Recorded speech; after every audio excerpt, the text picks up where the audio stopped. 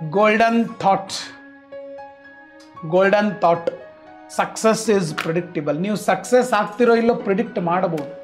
ನಾ ಈ ಎಕ್ಸಾಮ್ ಆಗ್ತೀನಿಲ್ಲ ಅನ್ನೋಕ್ಕಿಂತ ಎಕ್ಸಾಮ್ದಾಗ ಕಟ್ ಆಫ್ ಎಷ್ಟು ನಿಲ್ಲಕತ್ತೈತಿ, ಎಕ್ಸಾಮ್ದಾಗ ಕ್ವಶನ್ ಪೇಪರ್ ಟಫ್ ಬಂದಾಗ ಎಷ್ಟು ನಿಂತೈತಿ, ಈಸಿ ಬಂದಾಗ ಎಷ್ಟು ನಿಂತೈತಿ, ನಾನು ಟೆಸ್ಟ್ ಸೀರೀಸ್ ಬರೀ ಮುಂದೆ ಎಷ್ಟು ಮಾರ್ಕ್ಸ್ ತೆಗಿಯತ್ತನು, ನಾನು ಇನ್ನೂ ಏನು ಇಂಪ್ರೂವ್ ಮಾಡ್ಕೋಬೇಕು, ಇಂಪ್ರೂವ್ ಮಾಡ್ಕೊಂಡಿಲ್ಲ ಅಂದರೆ ಸೆಲೆಬ್ರೇಷನ್ ಆಗ್ತೈತಿ, ಮುಗಿದ ಹೋಯ್ತು. Data is very important.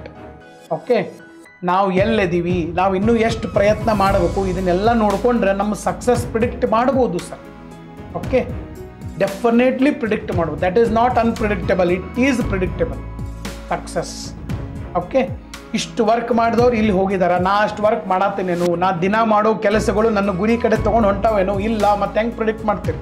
ಆಗೋದಿಲ್ಲ. Immediately change your way, change your path, change your strategy, then you will predict your success.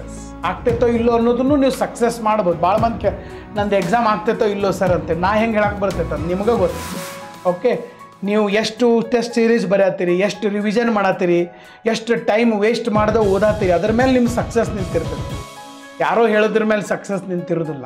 Okay, ನನ್ನ ಪಾಯಿಂಟ್ ಅರ್ಥ ಆಯಿತು ಅಂತ